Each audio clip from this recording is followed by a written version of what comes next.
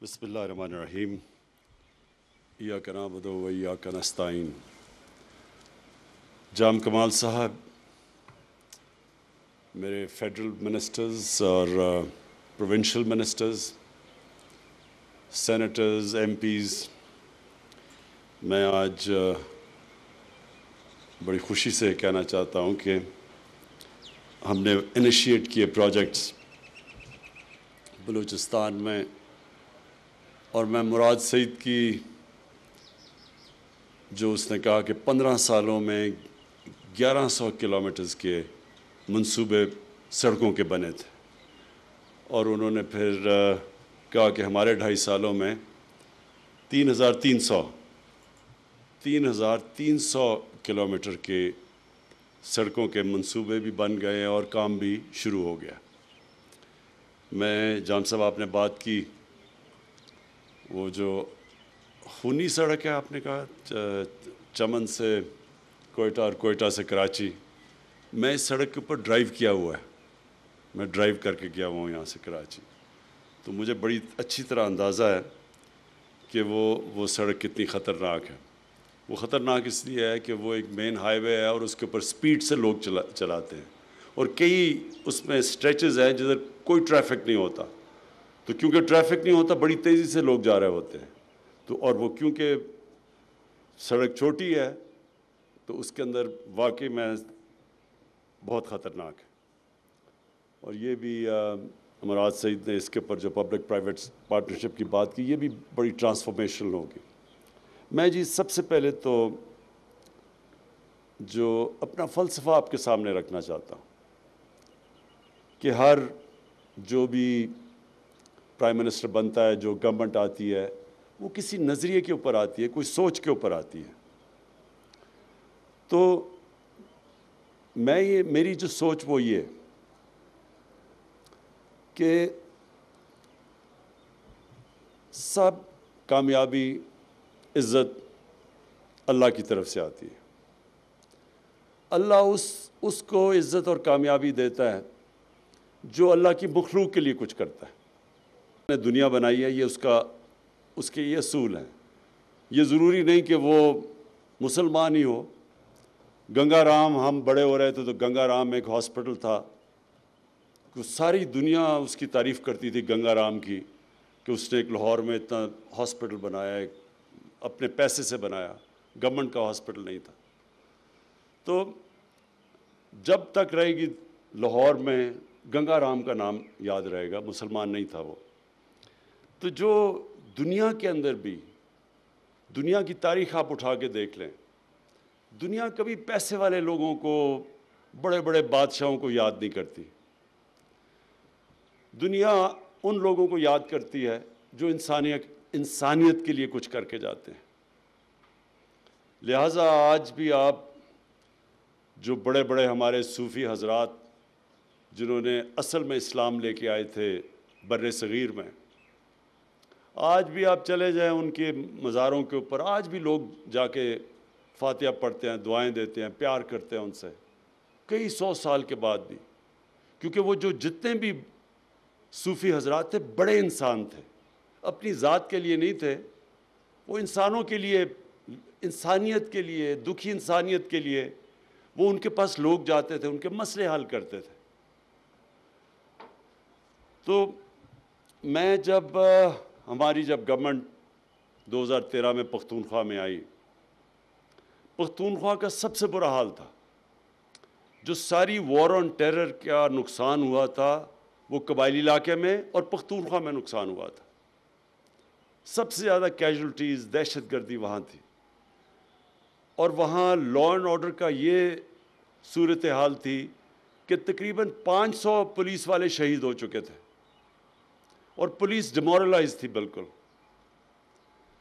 اور کیونکہ وہ ایک ہی بزنس چل رہی تھی، باقی بزنسز بند ہو گئی تھیں، اور وہ بزنس یہ تھی کہ لوگوں کو وہ پکڑتے تھے، اغوا کرتے تھے، اور پھر پیسے دے کے لوگوں کو چھوڑتے تھے. تو پیسے والے لوگ پشاور سے اسلام آباد آ گئے تھے. تو مجھے یاد ہے 3 سال مجھے سننا پڑا، 3-4 سال تقریباً جو باہر سے ہمارے مخالف سیاستدان وہاں جاتے تھے، کہتے کدھر ہے نیا پاکستان، کدھر ہے نیا پختونخوا؟ ہر جگہ جو اس وقت کا پرائم منسٹر تھا وہ جا کے تقریریں کرتا تھا کہ بڑے وعدے کیے تھے نیا پاکستان اور نیا پختونخوا، کدھر ہے وہ؟ اور میرا ایک پرانا سیاسی دوست تھا، میرے ساتھ اسکول کے دنوں کا تھا، تو وہ نون لیگ میں تھا. وہ ایک دن اس نے بڑا سنجیدگی سے مجھے مشورہ دیا. کہتا دیکھو آپ اس باری پنجاب پہ کانسنٹریٹ کرو، کیونکہ پختونخوا میں تو اب آپ کی کوئی چانس نہیں ہے. ویسے بھی وہ جو پختونخوا کے لوگ ہیں وہ ایک ہی دفعہ ووٹ دیتے ہیں، دوسری باری کسی کو باری نہیں دیتے. لیکن جب رزلٹ آیا 2018 کا الیکشن کا، تو 2/3 اکثریت ملی ہمیں پختونخوا کے اندر. میں آپ کو بتانا چاہتا ہوں کیوں ملی ہمیں. اس کی سب سے بڑی وجہ UNDP کی رپورٹ کے اندر آئی. اس UNDP کی رپورٹ میں یہ آئے کہ جس صوبے میں سب سے تیزی سے غربت کم ہوئی تھی وہ پختونخوا میں تھی. دوسری چیز کہ جس صوبے میں امیر اور غریب میں فاصلے کم ہوئے تھے وہ پختونخوا میں ہوئے. اور تیسری چیز انہوں نے کہی کہ جو ہیومن ڈیولپمنٹ، جو انسانوں کے اوپر سب سے زیادہ سرمایہ کاری کی گئی وہ پختونخوا میں ہوئی. تو وہ رپورٹ تو بعد میں آئی، رزلٹ پہلے آ گیا 2018 کا الیکشن. یہ میں آپ کو اس لیے بتا رہا ہوں کہ میرا جو نظریہ وہ یہ ہے کہ جو پاکستان کے اندر ابھی تک ڈیولپمنٹ ہوتی رہی ہے، یہ اس کی وجہ سے پاکستان پیچھے چلا گیا. یہی 50 سال پہلے پاکستان، 50-55 سال پہلے پاکستان کا دنیا میں سٹیچر کیا تھا. جب ہمارے سربراہ باہر جاتے تھے تو ان کو ریسیپشن دیکھتے باہر کیسے ملتی تھی. یہی پاکستان UAE کے جب ہیڈ آتے تھے پاکستان میں تو اسلام آباد میں ڈپٹی کمشنر ان کو ریسیو کرتا تھا. یہی پاکستان کے ادارے، ہماری ڈگریز ساری دنیا میں ایکسیپٹڈ تھی.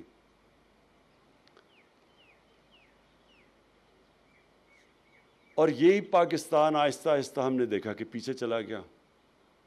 ایک وقت یہ تھا، مجھے یاد ہے میری کانوں میں نے سنا ہوا ہے کہ جب بنگلہ دیش بنا تو ہمیں تو بڑی تکلیف تھی، لیکن میں نے لاہور کے بڑے بڑے ڈرائنگز میں سنا کہ جی یہ شکر ہے بوجھ اترا ہمارے اوپر سے، اتنا بڑا جو بوجھ پڑا ہوا تھا، سائیکلون آتا ہے تو ہمیں وہاں پیسے دینے پڑتے ہیں ایسٹ پاکستان. وہ آج بنگلہ دیش پاکستان سے آگے نکل گیا، جس کو کہتے تھے بوجھ ہے. تو آپ اگر میرے سے پوچھیں تو کیا وجہ تھی اس کی وجہ یہ تھی کہ ایک اور UNDP کی رپورٹ میں آیا ہے کہ ایلیٹ کیپچر ہے پاکستان میں. ایک چھوٹا سا ایلیٹ ملک کے وسائل کے اوپر قبضے کر کے بیٹھا ہوا ہے. ڈیولپمنٹ بھی جو ہوتی ہے وہ ساری جو طاقتور ہے وہ کھینچ لیتا ہے ڈیولپمنٹ.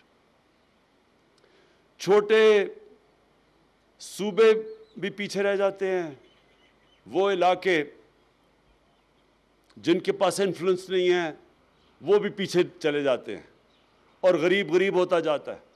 اور چھوٹا سا طبقہ وہ آج اس کے پاس پیسہ ہے جو کہ بڑے بڑے امیر ترین ملک بھی ان کا مقابلہ نہیں کر سکتے. ہمارے جو حکمران ہیں وہ آج ان کے پاس جو پراپرٹیز ہیں لنڈن، کیونکہ میں جانتا ہوں اس علاقے میں پراپرٹیز لی ہیں، میں آپ کو یقین دلاتا ہوں کہ برطانیہ کا پرائم منسٹر بھی وہاں پراپرٹی نہیں خرید سکتا. امیر ترین لنڈن کے علاقوں میں ان کے پاس محلات ہیں. تو وہ طبقہ امیر ہو گیا اور باقی کام پیچھے چلی گئی، ملک بھی پیچھے چلا گیا. تو میرا جو ڈیولپمنٹ کا ماڈل ہے وہ یہ کہ میں یہ جو آج مراد سعید نے بتایا کہ ہم نے 3300 کلومیٹر کی صرف 2.5 سال میں بلوچستان میں سڑکیں بنائی یا ان کے منصوبے بنائے اور جو بنانے جا رہے ہیں، جبکہ پچھلے 15 سال کے اندر اتنے لمبے عرصے میں صرف 1100 کلومیٹر تھا. میں آپ اس کی وجہ بتا دیتا ہوں کیونکہ بلوچستان سے جو اسلام آباد میں پرائم منسٹر بنتا ہے اس کو بلوچستان کی ووٹ کی ضرورت نہیں ہوتی. وہ 2 صوبوں کے اندر اگر پنجاب جیت جائے اور ایک اور صوبہ جیت جائے وہ پرائم منسٹر بن سکتا ہے. اس لیے بلوچستان کے اوپر وہ توجہ نہیں گئی، کیونکہ جو پاور سینٹر تھا اس کو ضرورت نہیں تھی بلوچستان کی. اور بلوچستان میں وہ کوآپٹ کرتے تھے لوگوں کو اپنے ساتھ، بڑے بڑے طاقتور لوگوں کو ساتھ ملا لیا، ان کو اچھے طرح نواز دیا، باقی بیچارے بلوچستان کے لوگ اور بلوچستان پیچھے چلا گیا۔ اس لیے آپ دیکھتے ہیں کہ 15 سالوں کے اندر صرف 1100 کلومیٹر کی سڑکیں یہاں بنائی گئی، جبکہ اس صوبے کو سب سے زیادہ کنیکٹیوٹی کی ضرورت ہے، کیونکہ اتنے بڑے فاصلے ہیں یہاں تو اگر آپ کنیکٹیوٹی نہیں دیں گے تو یہ تو پیچھے رہ جائے گا، علاقے بھی آپ کے پیچھے رہ جائیں گے۔ تو لہٰذا یہ مائنڈ سیٹ ہے وہ ریفلیکٹ کرتا ہے ان سڑکوں کے اوپر، کہ مائنڈ سیٹ ہی نہیں تھا کہ ہم نے بلوچستان کو ڈیولپ کرنا ہے۔ تو یہ میں آج جو آپ کو یہ چیزیں کہہ رہا ہوں وہ میں اس لیے کہہ رہا ہوں کہ یہ میرے نظریے کا حصہ ہے کہ پاکستان تب ڈیولپ کرے گا جب اس کا نچلا طبقہ اوپر آئے گا، اور جب اس کے جو علاقے پیچھے رہ گئے جب ان کو ہم ساتھ لے کے چلیں گے۔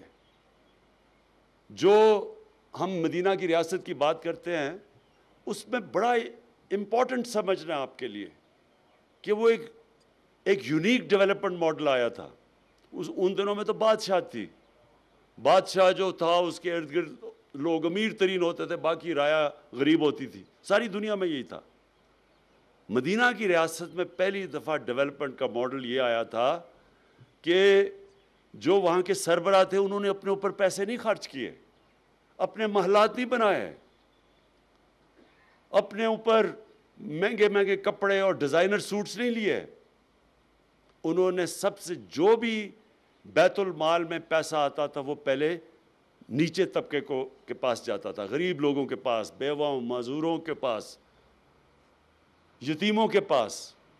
ایک پہلی دفعہ فیصلہ کیا گیا تھا کہ ہم نے نیچے سے لوگوں کو اوپر اٹھانا ہے۔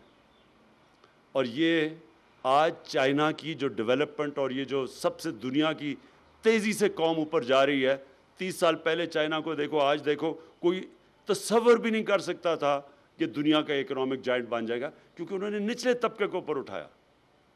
پریزیڈنٹ شی نے ابھی اناؤنس کیا کہ ہم نے ایکسٹریم کتنی ان کی 1.25 ارب کی آبادی ہے، انہوں نے کہا 1.25 ارب کی آبادی میں ہم نے سارا اپنا جو ایکسٹریم پاورٹی ہے وہ ختم کر دی ہے، سارے سیلیبریٹ کیا انہوں نے، وہ کام کیا جو دنیا کی تاریخ میں کسی نے نہیں کیا، 70 کروڑ لوگوں کو 30 سالوں میں غربت سے نکال لیا۔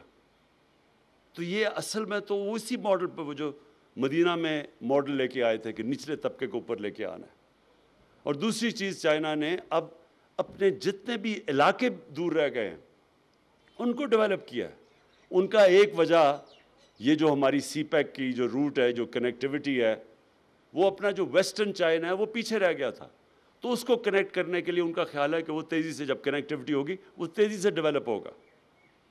اور یہی ہماری بھی سوچ ہے کہ ہم جو ویسٹرن روٹ ہے، ہمارا بھی جو ویسٹرن روٹ ہے سارا، یہ بھی سارا پاکستان کا پیچھے رہ گیا۔ تو ہم جب ویسٹرن روٹ جو سی پیک کا ڈیولپ کریں گے وہ سارے اس علاقے کو کنیکٹ کر دیں گے جو پاکستان کے حکمرانوں نے ہمیشہ نگلیکٹ کیا، اس کی پرواہ نہیں کی اس علاقے کی۔ اور یہ جو آگے ڈیولپمنٹ ہوگی، اور ہم بڑے خوش قسمت ہیں کہ ہم یہ سی پیک کے اندر اور بی آر آئی کے اندر ہم شامل ہیں، اس کی وجہ سے یہ سارا جو ویسٹرن روٹ ہے، یہ وہ ملک جو کہ دنیا میں سب سے تیزی سے اب آگے بڑھ رہا ہے اس کو کنیکٹ کرے گا، اور ان علاقوں کو جو ہمارے ملک کے علاقے پیچھے رہ گئے ہیں، جس طرح اور بلوچستان ہے، اور پھر سارا قبائلی علاقہ اس میں آ جاتا ہے، سارا ویسٹرن روٹ ہے، یہ سارا ہمارا پیچھے رہ گیا۔ اور پھر اس کے ساتھ ساتھ ہم نے اپنے نچلے طبقے کو اوپر اٹھانا ہے، اور اس کے لیے مجھے بڑی خوشی ہے۔ جام صاحب، آپ نے بلوچستان کو تو ادھر لے کے آنا ہے، لیکن جو صوبے ہمارے ہیں 2، بلکہ تیسرا بھی اب آ گیا گلگت بلتستان کا، پختونخوا اور پنجاب، ہم سارے اپنے سارے صوبے کے لوگوں کو، ہر خاندان کو ہیلتھ انشورنس دے رہے ہیں، ہیلتھ کارڈ۔ آپ یہ سمجھ جائیں کہ اس سے بڑی ایک غریب خاندان کے اندر نعمت ہے ہی نہیں کہ ان کے پاس ہیلتھ انشورنس ہو۔ 10 لاکھ روپیہ ایک خاندان کے لیے کہ کسی بھی گورنمنٹ کسی بھی ہسپتال، گورنمنٹ نہیں، کسی بھی ہسپتال میں جا کے اپنا علاج کروا سکتے ہیں. یہ ہماری ایک وہ جو ہماری اب جد و جہد ہے ادھر پہنچنے کے لیے فلاحی ریاست کے اوپر، یہ سب سے بڑا ہم نے قدم اٹھایا ہے. اور آپ کسی بھی غریب گھرانے میں آج جا کے پوچھ لیں کہ جتنی بڑی ان کو عذاب آتا ہے اس غریب گھرانے میں جب کہ ایک بیماری آ جاتی ہے. تھوڑا سا بجٹ ہوتا ہے، جیسی بیماری آتی ہے وہ سارا وہ خاندان جو کہ غربت کی لکیر سے اوپر بھی ہے، بیماری کی وجہ سے وہ نیچے چلا جاتا ہے، قرض مقروض ہو جاتا ہے. تو اس لیے ہیلتھ کارڈ، اور یہ بھی آپ سے ہم ڈسکس کریں کہ بلوچستان یا آپ کا بھی سارے علاقے میں ہر خاندان کے پاس ہمیں جانا چاہیے. اس کا جو اگلا فائدہ آپ کو ہوگا کہ ایک ہیلتھ سسٹم آپ کا پورا ڈیولپ ہو جائے گا. پرائیویٹ سیکٹر آئے گا ہیلتھ سسٹم کے اندر. اب تک کیوں نہیں پرائیویٹ سیکٹر جاتا دیہات علاقوں میں ہسپتال بنانے کے لیے؟ کیونکہ لوگوں کے پاس پیسہ نہیں ہوتا، اس لیے وہ شہروں میں آ جاتے ہیں. لیکن جب ہیلتھ کارڈ آ جائے گا، جب ہر غریب خاندان کے پاس ہیلتھ کارڈ ہوگا، تو تب وہ جائیں گے غریب علاقوں میں، دیہاتی علاقوں میں، کیونکہ ان کو تو پیسہ ملے گا. اور پھر مقابلہ بھی ہو جائے گا گورنمنٹ ہاسپٹل، پرائیویٹ ہاسپٹلز آپس میں، کیونکہ لوگ تو ادھر جائیں گے جدھر ان کو علاج بہتر ملے گا. تو جب وہ کسی بھی ہسپتال میں جا سکیں گے تو ہسپتالوں کے اندر مقابلہ ہوگا. جو ہسپتال ٹھیک علاج نہیں کرے گا، گورنمنٹ ہو یا پرائیویٹ ہو، ادھر لوگ نہیں جائیں گے اور وہ آٹومیٹکلی گورنمنٹ ایکشن لے گی. پرائیویٹ ہو تو بند ہو جائے گا، گورنمنٹ ایکشن لے گی کہ اس اسپتال کے اندر اکاؤنٹ ان کا احتساب کریں گے لوگوں کا جو ٹھیک نہیں کر رہے. الحمدللہ ہم نے بھی کر دیا ہے کسی کیبنٹ میں، یہ ہمارا ہیلتھ کارڈ کا جو سلسلہ ہے ہمارے قائد نے کر دیا ہے. جس کے پاس بلوچستان کا آئی ڈی کارڈ ہوگا وہ اس کی ہیلتھ. زبردست. یہ میں جان صاحب آپ کو مبارک دیتا ہوں. خیر ہماری کولیشن گورنمنٹ ہے، میں آپ کو مبارک دیتا ہوں. یہ زبردست کام کیا آپ نے. اب دوسری چیز پہ ہم آئے ہیں، وہ ہے کسان کارڈ. اب یہ پنجاب پھر آ گیا سب سے. پنجاب اب کسان کارڈ لے آیا ہے، سارے کسانوں کو رجسٹر کر رہا ہے. اور زیادہ تر 97% آپ کو پتہ ہے کسان پاکستان میں چھوٹے، جن کے پاس چھوٹے لینڈ ہولڈنگ ہوتی ہے، زمین تھوڑی سی ہوتی ہے، تو ان کو اب ہم کسان کارڈ لے کے آ رہے ہیں، رجسٹر کر رہے ہیں، کسان کارڈ دے رہے ہیں. ڈائریکٹ سبسڈی ان کو دیں گے. ابھی تک جو ہم سبسڈی کرتے ہیں وہ ڈائریکٹ نہیں ہوتی، وہ طاقتور زیادہ وہ لے جاتا ہے بجائے کہ وہ غریب لے کے جائے. تو اب ان کو ڈائریکٹ سبسڈائز کریں گے، کھادوں میں، کیڑے مارے دوائیوں میں، اور وہ بیج کے اندر ان کو ہم سبسڈائز کریں گے، تاکہ ہم اپنے کسان کو اٹھائیں گے. کہ ابھی تک بدقسمتی سے جو ہمارا چھوٹا کسان ہے اس کے لیے تو کبھی کسی نے کچھ نہیں کیا. جو بھی فائدے ہوتے تھے وہ بڑے کسان لے جاتے تھے. تو جب چھوٹا کسان اٹھے گا، اس کی پروڈکٹیوٹی بڑھے گی، سارے ملک میں خوشحالی آئے گی، غربت بھی کم ہوگی. چائنا نے بھی یہ کیا تھا.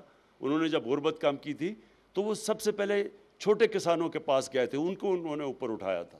ہم کر چکے ہیں کہ جتنے ہاؤس ہولڈز کا ہمیں پتہ چل جائے گا ایگزیکٹلی کدھر غربت ہے، کتنے گھرانوں میں غربت کی لکیر سے نیچے ہیں، کتنے اوپر ہیں، کتنے پاس کیا ارننگز ہیں. جب ہمارے پاس یہ پورا ڈیٹا ہو جائے گا تو اب یہ جو پرانا زمانہ ہے نا، مثلا ہم سبسڈی دیتے ہیں گندم کے اوپر، وہ عمران خان کو بھی وہی پیسے پہ گندم ملتی ہے، غریب آدمی کو بھی وہی ملتی ہے. یہ بالکل ایک برا سسٹم ہے. بہتر سسٹم یہ ہے کہ ہم ڈائریکٹ سبسڈائز غریب کو کریں، بلکہ اس کو اس سے بھی سستی گندم دیں، لیکن میں پوری قیمت ادا کروں. تو یہ سسٹم یہ ہم انشاءاللہ یہ پاکستان میں پہلی دفعہ آئے گا، ڈائریکٹ سبسڈی کا سسٹم. مقصد سارا اس کا یہ ہے کہ ہم نے اپنے غریب لوگوں کو اوپر اٹھانا ہے، لوگوں کو غربت سے نکالنا ہے. یہ اللہ کا کام ہے.